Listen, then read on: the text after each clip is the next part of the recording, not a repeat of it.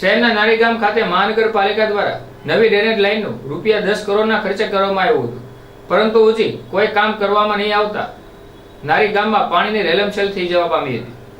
નારીગામમાં ભાવનગર મહાનગરપાલિકા દ્વારા નવી ડ્રેનેજ લાઇનનું કામ અંદાજિત ₹10 કરોડના ખર્ચે કરવામાં આવ્યું હતું, પરંતુ હજી આ લાઇન કોર્પોરેશન દ્વારા હજી સંભાળવામાં આવેલ નથી.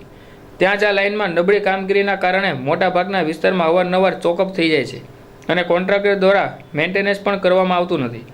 હાલમાં જ બસ સ્ટેન્ડ નારીગામ મેઇન રોડ ઉપર આ ગટર લાઇનના છેલ્લા 2 દિવસથી ઉભરાઈ રહી છે અને અડધા કિલોમીટર સુધી આ ગટરનું દુર્ગંધયુક્ત પાણી રોડ ઉપર ફેલાય છે અને આંગણવાડીમાં નાના બાળકોને જવાના રસ્તા ઉપર પણ પાણી ફેલાઈ જવાના કારણે રસ્તો બ્લોક થઈ ગયો હતો, જે આપ ફોટા અને વિડીયોમાં પણ જોઈ શકો છો. આથી આ ગટર લાઇન નાખવાના મોટા ભ્રષ્ટાચાર થયો હોવાનું ગામ લોકમુખે ચર્ચા રહ્યું છે અને તંત્ર આ અંગે ક્યાંય કાર્યવાહી કરશે તે પણ જોવાનું રહ્યું.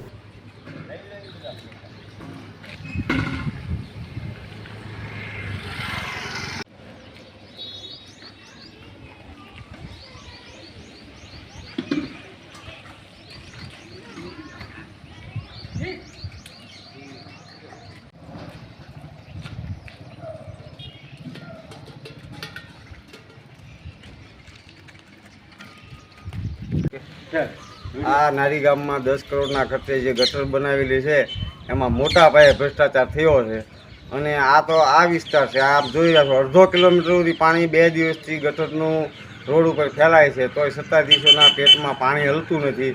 અહીંથી લેખિત અને મૌખિક કમ્પ્લેન કરવા છતાં હજી આ કોન્ટ્રાક્ટર ખાનગી કોન્ટ્રાક્ટરની જવાબદારીમાં છે અને અવડું મોટું કામ 10 કરોડનું પૂરેપૂરો ભ્રષ્ટાચાર થયો દેખાય છે.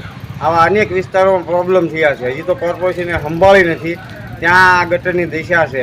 ભવિષ્યમાં આ 10 કરોડના ખર્ચે બનેલી ગટરનું શું થાય છે